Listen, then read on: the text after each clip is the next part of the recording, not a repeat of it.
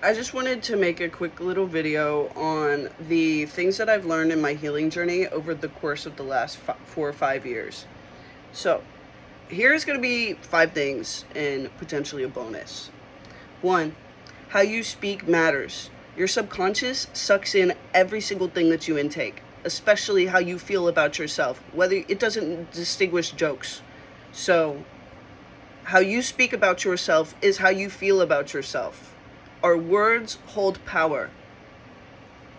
Action and accountability. We all have choices to make, all right, in our day. How we want to spend our time, what we want to do with ourselves and our body.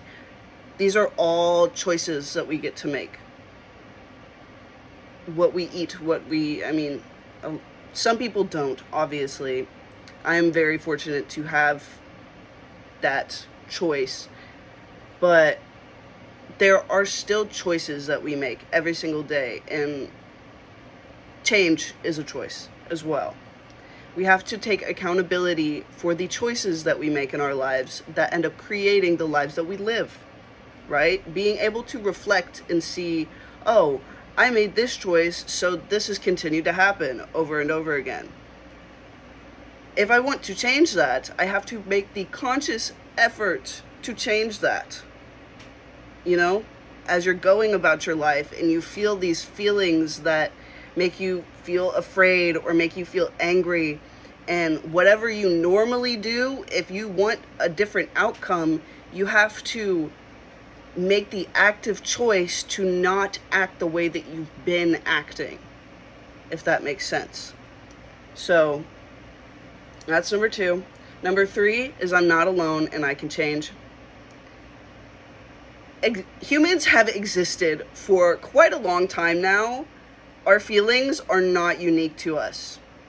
Everybody has felt hopelessness and despair, and like everybody's gone through their own personal hell.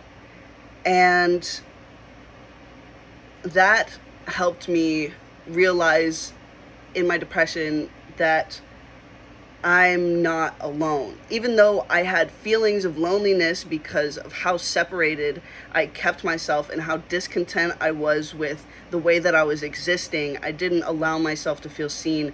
There was still a lot of stuff that I had to work through, but once I grasped that I'm not alone and it will not be this way forever, it gave me a little bit more strength into trying to change and trying to create other feelings for myself. And on the note of feelings, emotions and triggers are trying to tell us something. They are teachers. So when it comes to the emotions and triggers that we feel, it is coming from a inner wound. It's specifically probably a childhood wound of a sense of lack, or a sense of shame, or a sense of fear. Those are generally the negative core beliefs that we hold about ourselves. And they will be very specific to each individual, but you can boil them down to a couple different specific ones depending on the emotion that you're feeling and what made you feel that way. That is a huge part in being able to take all these steps and being able to recognize the actions that we are taking. So, number 5 is huge. And even I still struggle with this, right? I am human, I am fallible, I'm not perfect. But these are things that have helped me become better, a better version of myself. And that was the goal the whole time. Sitting down and understanding myself, what I really want, that was huge. Because I had to realize that living for other people was a detriment to me. It literally builds like resentment and obviously pain and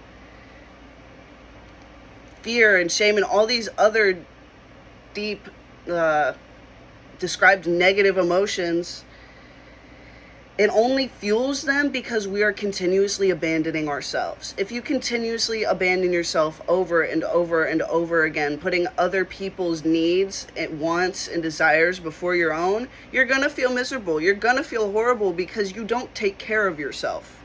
That is a huge part. You have to try.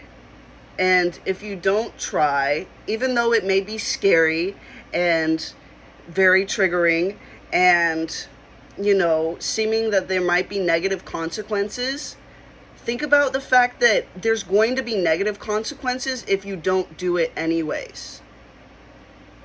If you continuously abandon yourself, don't speak your emotions, don't actually enjoy your life because you're living a lie.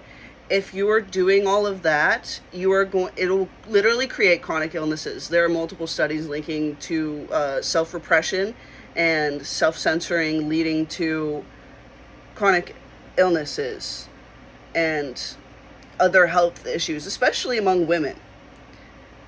So, with all that said, you have to prioritize your own care because other people, if you are able-bodied, other people cannot care for you. They don't know what your needs are. They don't know what your desires are. They are not you.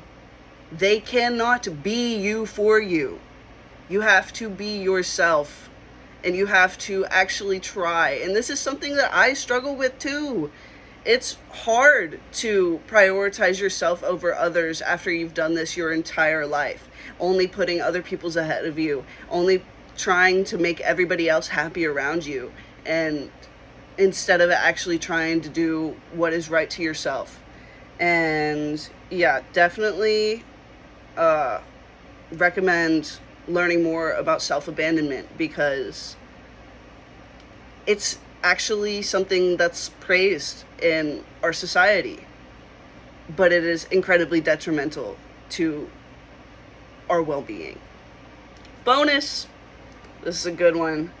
Talk about plans, not people. See, the energy that we expend gossiping or spreading malice and hate, or even just paying more attention to other people's lives than our own, all that energy could be directed to ourselves, and we could be spending time creating or taking action in our lives and doing things that we actually want to do, or learning about things that we actually want to learn. We could literally be spending so much time taking care of ourselves, watering our garden, watering our grass, that we don't need to have any idea what's going on in these other people's gardens, these other people's grass. I don't need to know if the grass is greener on the other side. I need to worry about if my grass is green or not. I need to make sure that my plants are being fed and watered.